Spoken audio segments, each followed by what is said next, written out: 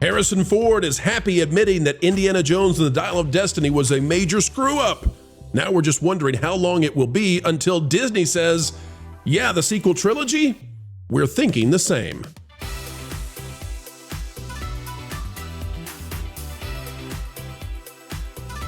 Hello, folks. You can hang up your fedoras, put down your whips. It's time to join us where we will quip upon what it is that Harrison Ford has said regarding Indy.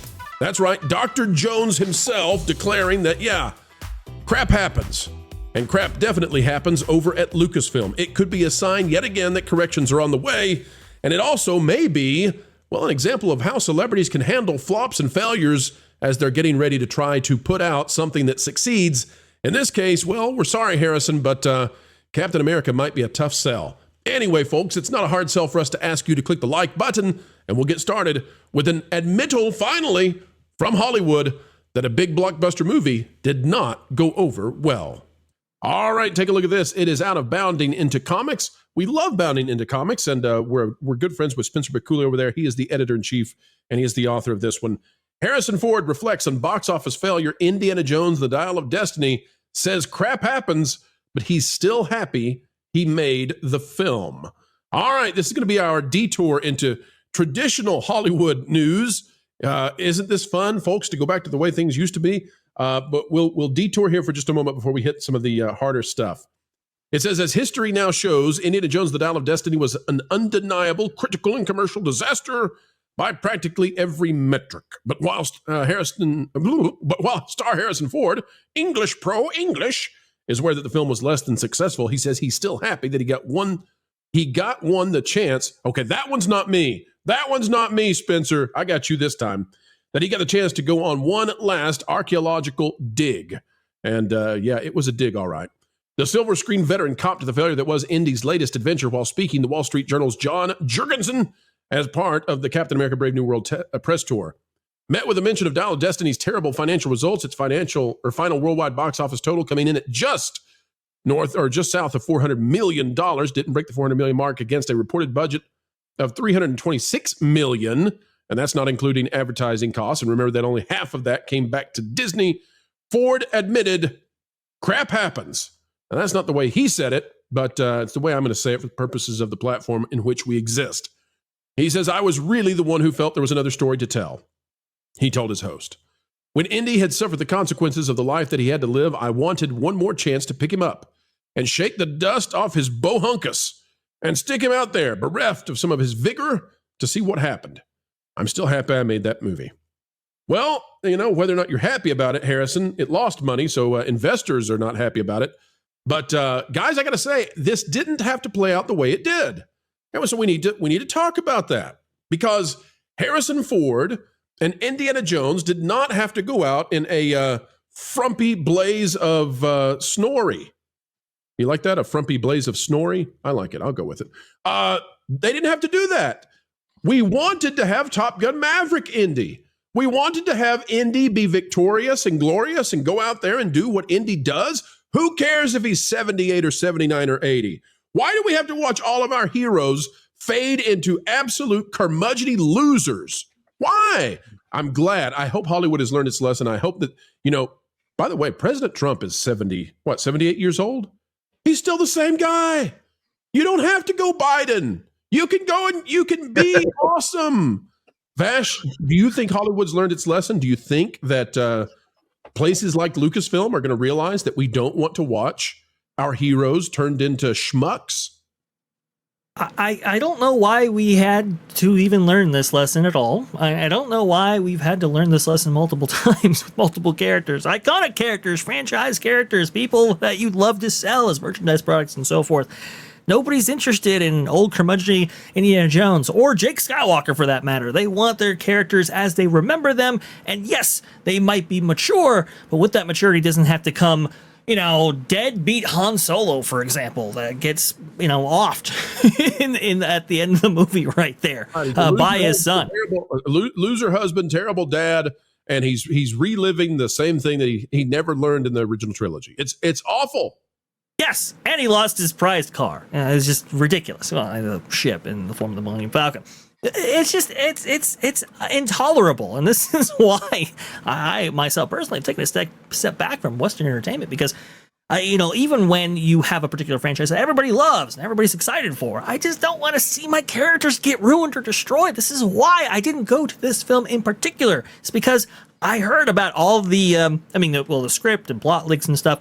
I know you, Pro, and Renegade, and others were able to get ahead of those leaks and rumors and so forth, provide them to the world. And so when I heard them from channels like this one, it was like, I'm not going to waste my money on that. I think a lot of people rationalized and came to the same conclusion on this one. We just don't want to see our iconic characters be stripped down. We just don't want to see, battered and bruised people. We want to see our characters as we remember them. And I think only a few franchises have really understood this and have really capitalized on this. And guess what? Indie Star Wars, they could have been among those.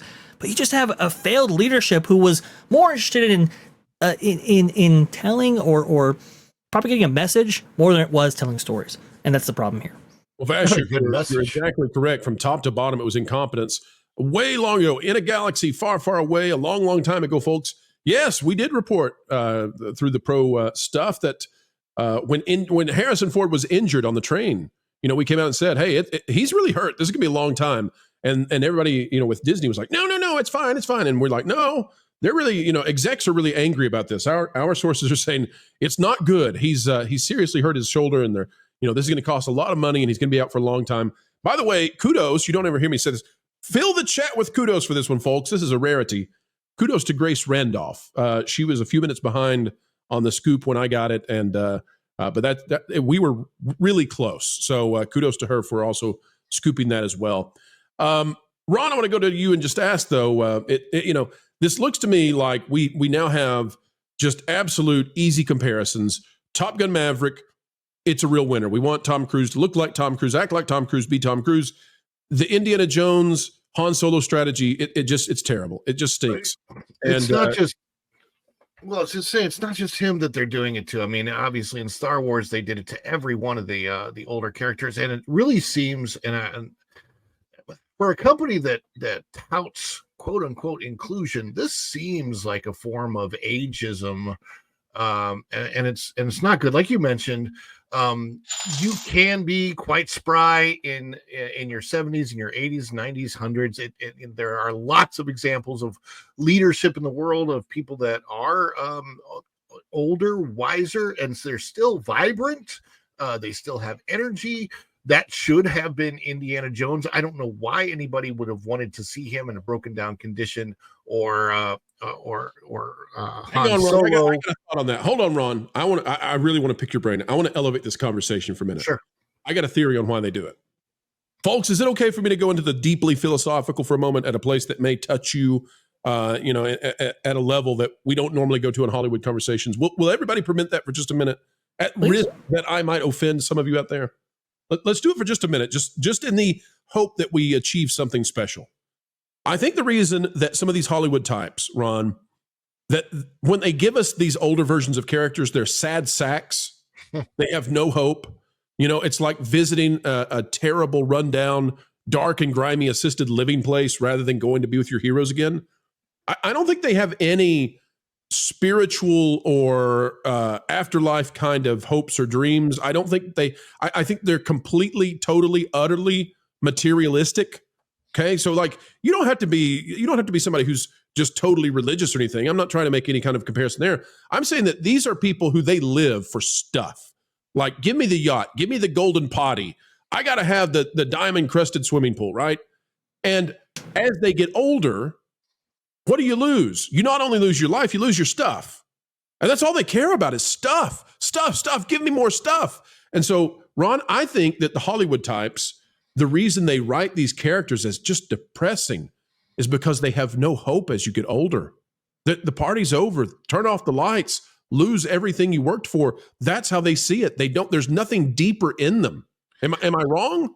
Well, that seems to be bleeding over into their designs, at least at Disney World, for their parks. When you see it at Epcot, Epcot used to be a place you walk into, and it's a place of hope, and and dreams. And like I was saying on the earlier show, when I walked out of Epcot as a kid, I was like, oh my gosh, the future and this, and it's going to be great. And I had hopes, dreams, aspirations, made me set goals for my life. And now when I walk out of Epcot, I feel like I maybe had study time in the quad at college. It's very not hopeful at all. And Ron, you've elevated 2 layers up beyond what I thought we could do. Not only are they bereft of values that are amaterial, but also as a result of that, they don't have any hope in the future. So it's all about the here and now. And so if we're all going to die from climate change, why have an Epcot? Why have a vision of prosperity for the future? It's dystopian, and we're losing everything when we die. So let's put our heroes up and make them sad sacks of Loserville. Where they would learn that from is somebody who kind of looks like this in real life as he's ending his career. One Bob Iger. You see him in his latest earnings call. He doesn't look like the spry guy that he used to look like. He looks like the sad sack now, and that's where it comes from the top and it bleeds down. Well, exactly. let me go ahead and add this, just a little commentary right here. So you talk about stuff, bro, and you talk about the materialism of some of the creators involved in some of these entertainment projects. It's interesting because the lesson that George Lucas was trying to tell with the Jedi was that they be selfless and not have material possessions, not have anything that they do possess, because, well, if you do have those things, you're going to fight to probably keep them. And so that was the downfall of, obviously, Anakin with Padme Amidala right there. So these are kind of Sith traits, to have possessions, to want to, love and be emotionally connected with other things, because, that would lead you down the path of the dark side. Is it any wonder then that these new creatives want to, show the Sith in a brand new light and make them the good guys? I don't think so. And it's very interesting to see the people who were maybe in charge of these projects, and now to see the new people who are in charge of these projects and how differently they view the world and how that actually emanates in the content itself. I think you're exactly right. The lesson for Hollywood, if I can distill this for those of you who need it to be put into a very simple statement: keep our heroes heroic. Not all of us have to lose everything as we lose the amount of time we have remaining. The Hollyweirds don't understand how it is we do what we do, bringing you video after video every single day of the utmost highest excellence and quality. But folks, we do it because of you. We appreciate you. You are seen and heard here on the Pro Channel. Make your voices heard, folks, by doing one last thing before we say goodbye for a short time. Consider clicking the like button. Share, subscribe, and you know what? That notification bell, click it and stick it to the algorithms. Also, drop a comment down below and let us know your thoughts. And don't forget, folks, we've got even more content on the way. If you'd like to become a member, it's just the price of a soda per month, and you'll gain access to all kinds of exclusive content beyond what the public sees, including archival footage of the Pro Show that goes away after just a few days from its public release. Folks, we hope we get the honor of spending time with you again soon, and until then, keep learning, keep growing, and as always, keep having fun. Why listen to music made by people and companies who really don't like you? Check out Vacation Radio today and prepare for all new content made by the people behind the WDW Pro channel. It's the place you need for all the music. That should be fun.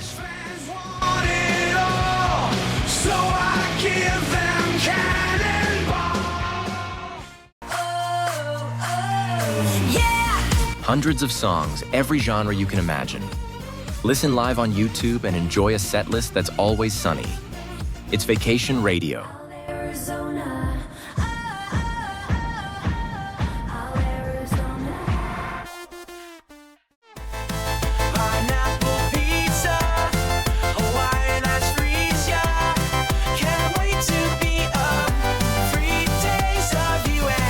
What are you waiting for? Every WDW Pro video has a link to Vacation Radio in the video description. Try it out and subscribe today.